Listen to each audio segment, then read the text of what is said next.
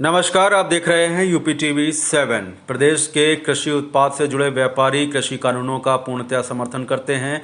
इन कानूनों से कृषि उत्पाद से जुड़े व्यापारियों व किसानों का लाभ है, ये कहना है ज्ञानेश मिश्रा जी का। पंजाब व हरियाणा के किसानों के आंदोलन के 1 वर्ष होने के दिन कृषि उत्पाद से जुड़े व्यापारियों व अन्य व्यापारियों ने कृषि कानूनों को पूर्णतः समर्थन करते हुए भारत माता प्रतिमा स्थल घंटाघर से घंटा घड़ियाल व शंख बजाते हुए पीपल वाली कोठी तक सड़क पर उतरकर विशाल सत्याग्रह प्रदर्शन करते हुए पैदल मार्च किया। समापन पर कृषि कानूनों के समर्थन व संशोधन को लेकर 2 ज्ञापन एसीपी को सौंपे गए।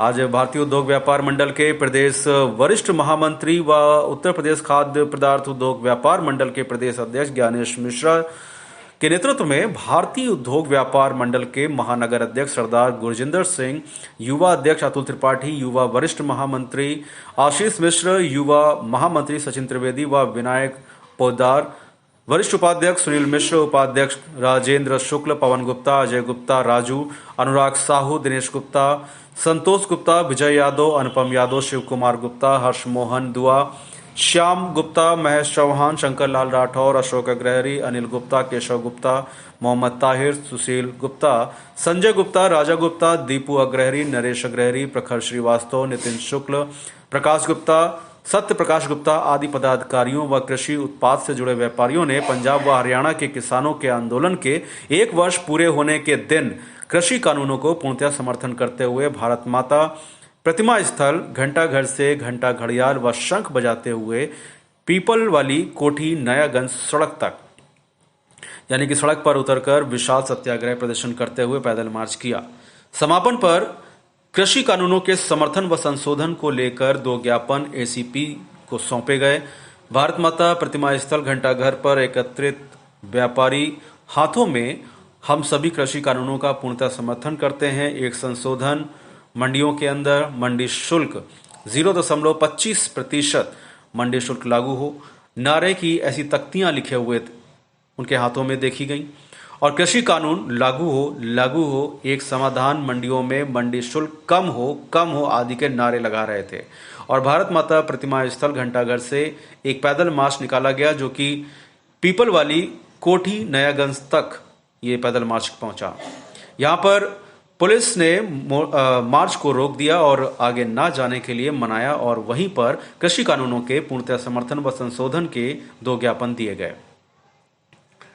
भारत माता प्रतिमा स्थल पर सत्याग्रह प्रदर्शन के दौरान उत्तर प्रदेश खाद्य पदार्थ उद्योग व्यापार मंडल के प्रदेश अध्यक्ष व भारतीय उद्योग व्यापार मंडल के प्रदेश वरिष्ठ महामंत्री ज्ञानेश मिश्र ने अपने संबोधन में कहा कि हम भारत सरकार द्वारा पूरे देश में दिनांक 5 जून 2020 को कृषक उपज व्यापार और वाणिज्य संवर्धन एवं सुविधा 2020 सहित तीनों कृषि बिल के लागू होने का स्वागत व पूर्णतः समर्थन करते हैं, जो 20 सितंबर 2020 को संसद में कानून बन गए।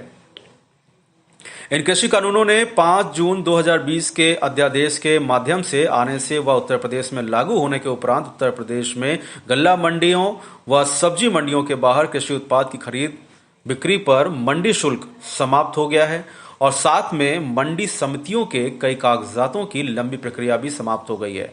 यहां तक कि मंडियों के बाहर कृषि उत्पादों की खरीद बिक्री के लिए किसी भी तरह के लाइसेंस की जरूरत भी समाप्त हो गई है।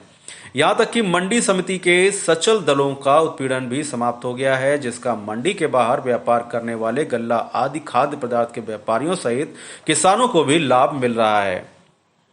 इसी तरह दूसरे कृषि बिल के कानून में देश में एक बहुत पुराना कानून आवश्यक वस्तु अधिनियम 1955 व इसकी धारा 3/7 की वजह से गल्ला आदि व मंडियों के अंदर व बाहर के व्यापारियों को स्टॉक रखने की आजादी नहीं थी।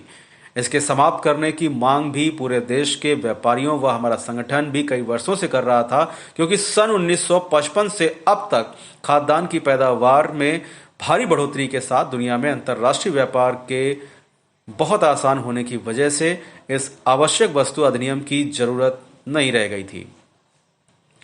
इसलिए इन कृषि बिलों में से एक में आवश्यक वस्तु अधिनियम को भी समाप्त कर दिया गया है। इन कृषि कानूनों का हमारा संगठन पूर्णतया स्वागत करता है। तीसरे कृषि कानून में कहीं पर भी कॉन्ट्रैक्ट खेती में कुछ बड़ी कंपनियों द्वारा जमीन जाने की बात की आशंका व्यक्त की जा रही है, जो कि बिल्कुल असत्य है। जबकि किसान की मर्जी से अधिकतम 5 वर्ष का अनुबंधन होगा, जो किसान चाहे करे या ना करे, यह किसान की मर्जी पर निर्भर होगा। यह भी कहा गया कि इन कानूनों में एकमात्र संशोधन करते हुए उत्तर प्रदेश में कृषि उत्पादन मंडी अधिनियम के अंतर्गत गल्ला व सब्जी मंडियों में लागू मंडी शुल्क कम करके 0.25% किया जाए।